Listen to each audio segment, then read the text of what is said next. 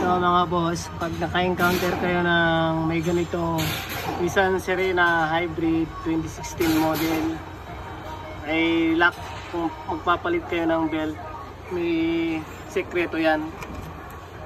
Ito yung sekreto niya, yung lock na yan, ilalak nyo para matanggal nyo yung belt.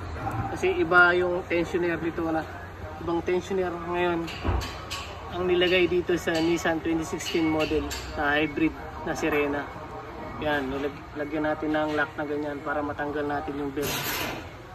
Kasi kapag hindi mo nilagyan lock yun, hindi mo matatanggal tong belt.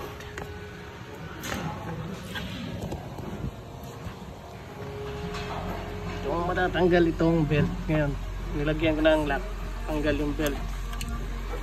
Yun na sekreto ng ngayon ng Nissan Serena, lagyan mo ng lock yan para matanggal.